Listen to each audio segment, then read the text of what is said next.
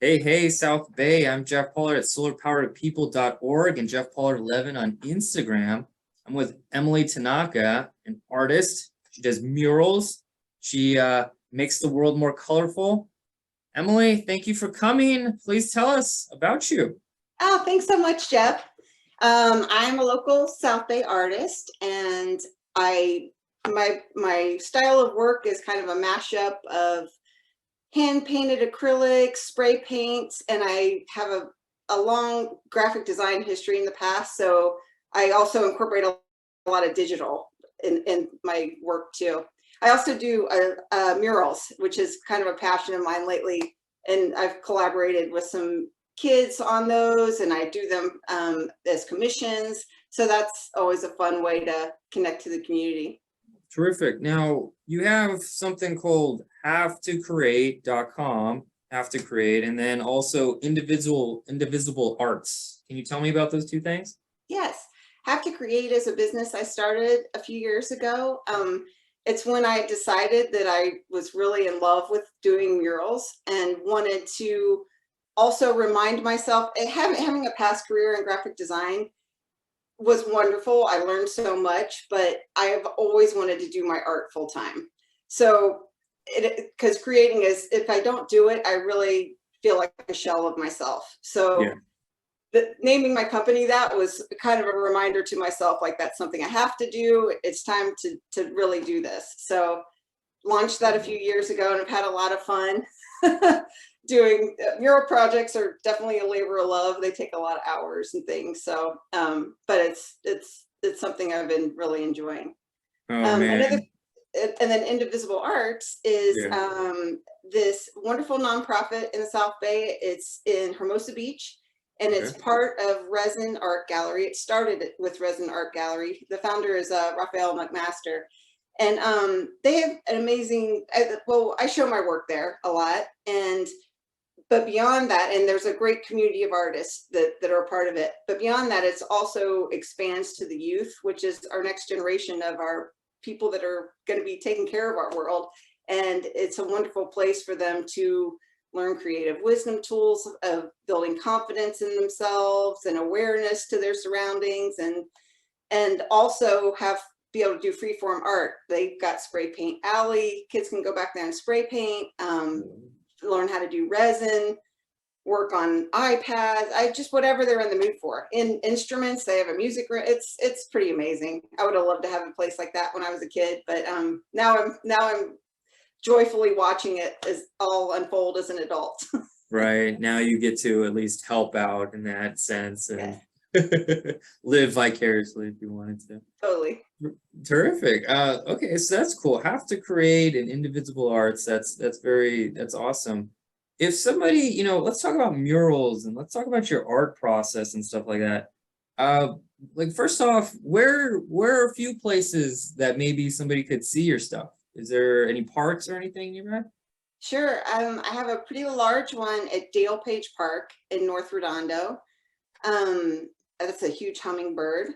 And then another project that was really a wonderful experience was working with Link Housing.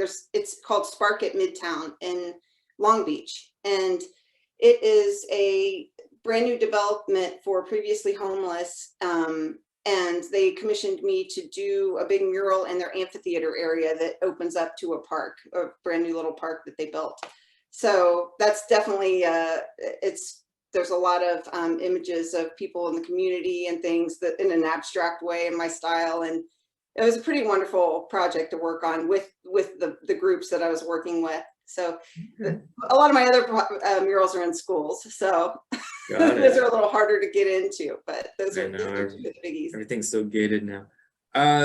Okay, so help us get into the mind frame of a muralist or an artist of that sense. Like, what's the communication that you have to have with either the city or the payer? What is the communication? What is it? How is it a collaboration? Do they know exactly what they want? Do you get to say, oh, I want to do this thing? Time crunches, tell us a little bit about that. Yeah, I feel like the background I have in graphic design, working in that for so long, really helps me with this part of stage of the mural projects.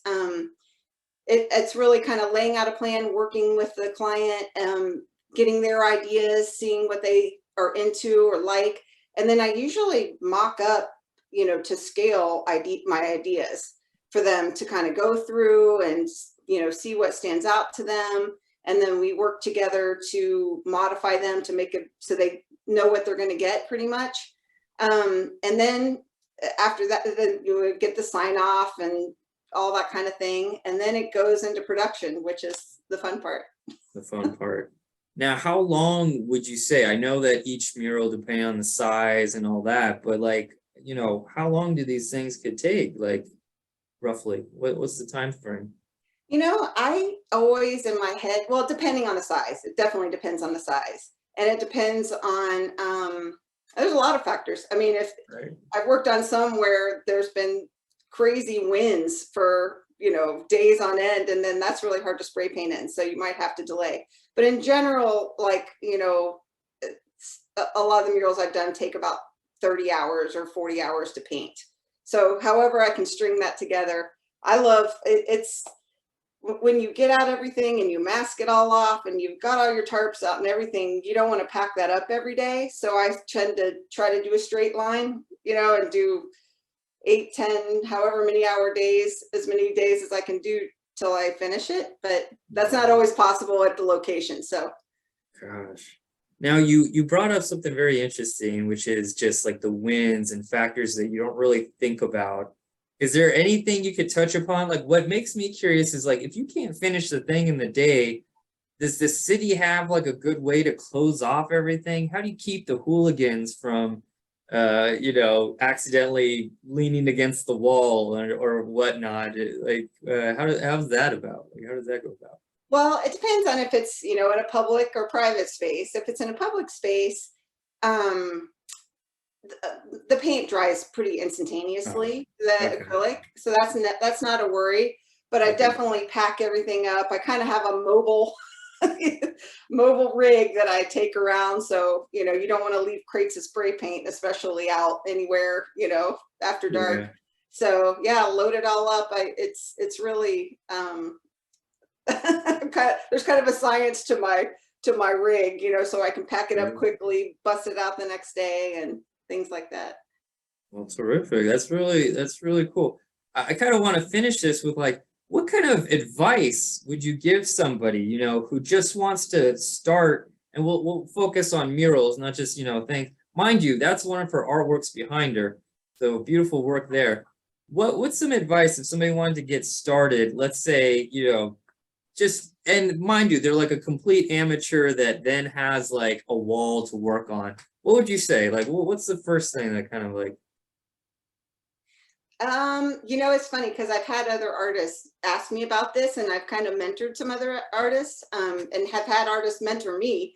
When I first started, I didn't know anyone that did this, so I was asking people on Instagram, "How do you do this? How do you do that?" So I get that. yeah, um, and my advice is really to plan ahead. You know, think about your space, really go look at it. Go see, you know, are there things in the way, things you need to cover, like kind of keep all those things in mind. You know, is it lit up at night? Can you paint after dark? If you know, all those kinds of things are factored. But if you're just getting started, I would say start small. I mean, you don't have to find a wall to practice painting murals. You could get a huge canvas. You could get a huge roll of canvas and put it across a wall and practice. You know, it doesn't have to be so permanent to get started. terrific. Well, thank you so much. I mean, I could keep going. We're gonna leave it at this. Thank you, Emily. Emily Tanaka. I appreciate you coming. Please check out havetocreate.com, Indivisible Arts. I believe she's got something called Return to Harmony. Can you briefly touch upon how can people search for that? Yes, we have a new show coming up at Resin, and it's called Return to Harmony, and we're doing it in conjunction with South Bay Magazine. So all of our openings are a blast. We're going to have all kinds of things going on. So if you want to get tickets, just go to indivisiblearts.org and you can find all the information there. Terrific. Okay. Thank you so much, Emily. I appreciate it. Thank you so All much. the Yeah, no worries. And all your information is going to be down below in the descriptions and all that. So thank you so much, Emily. Thanks. All right. See ya, everybody.